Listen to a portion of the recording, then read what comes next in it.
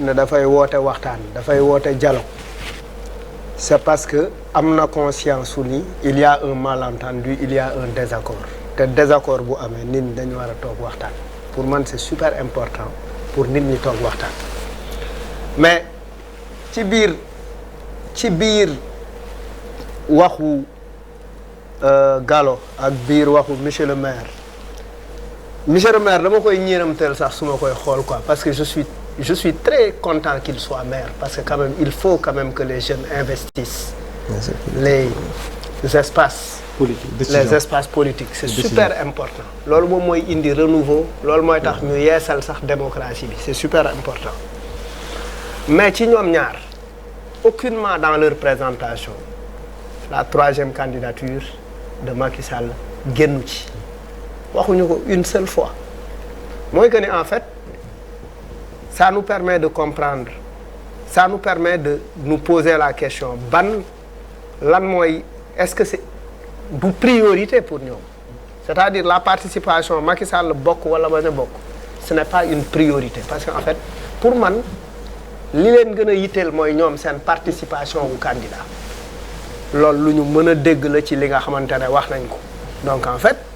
aujourd'hui il est important parce que Macky tàllal na leen loxo et c'est l'occasion effectivement d'évacuer les questions liées à la participation de Karim et de Khalifa Sall loolu c'est des questions principales moo leen gënal sax taxaw waxu troisième mandat mais si ñoom ñaar ci seen wax yëpp à chaque fois ils font ressortir le mot démocratie mais démocratie quand même pour muy dund pour muy naat une question de la troisième candidature elle doit être placée au premier plan pour man parce que démocratie mooy terreau bi nga xamante ne mooy espace bi nga xamante ne effectivement ci la ñu pour ñu mën ko animer il y a des préalables à régler parce que bu fekkee au Sénégal ñu ngi ba léegi ci sur des questions de way day bokk du bokk et cetera troisième candidature et cetera bu ñu nekkee ci yu mel noonu ça veut dire que tout simplement démocratie bi am na problème te ñi war a animer démocratie bi c'est les partis politiques certes seen participation candidat war na leen concerner mais d'un point de vue prioritaire effectivement la question de la troisième candidature lu ñu war a wax la beneen affaire bi nga xamante ne jàpp naa ni war na am mooy dialogue yàgg na am ci dëkk bi c'est-à-dire il y a c'est deux types de dialogue qu'il y a un dialogue direct et il y a un dialogue par procuration dialogue par procuration bi mooy chaque jour les opposants là nga dégg leen ñu ne na sëriñ si wax dem nañ parce que léeg-léeg bu leen Macky Sall jaaxale ils vont aller voir sëñ Mountakha pour boole ko Macky Sall ils vont aller voir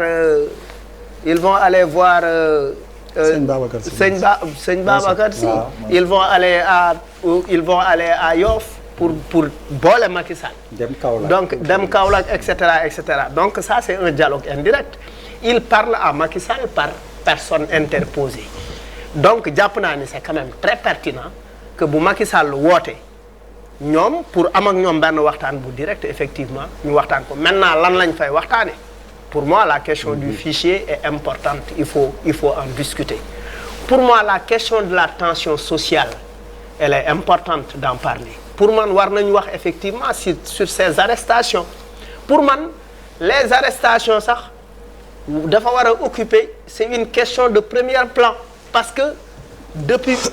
ci sous Macky Sall on a quand même arrêté énormément de personnes pour des délits d'opinion ay nit yu taxaw wax seen xalaat ñu jàpp leen yóbbu leen y en a à la pelle dans les prisons sont il y a beaucoup de politiciens finalement c'est même devenu banal pour un politicien d'aller pour un politicien ou un activiste d'aller en prison pour man ces questions-là elles doivent dañu war a occuper une première place au niveau du dialogue léegi nag waxtaan bi lu am solo la pour man dialogue bi c'est vraiment l'occasion de parler de la troisième candidature c'est l'occasion de lui dire écoute il faut arrêter les arrestations c'est l'occasion également de lui dire de lui parler d'autres choses yi ngeen di wax entre autres pour man entre autres mooy xëy na yi ngeen war a yi ngeen di la question. ñoom ñu jiital ñoom. oui la question entre autres et cetera pour man on doit revenir à la raison parce que dëkk bi ci jamono bi ñu toll nii dialogue soxla na ko trop il faut que les gens parlent que les politiques maintenant nag il faut poser les bases d'un dialogue sincère dialogue bi dafa war a nekk un dialogue sincère boo xamante ne dina am jeexital ci sénégalais lambda bi nga xamante ne mooy dund. Badara. c'est bon. yaa ci desoon.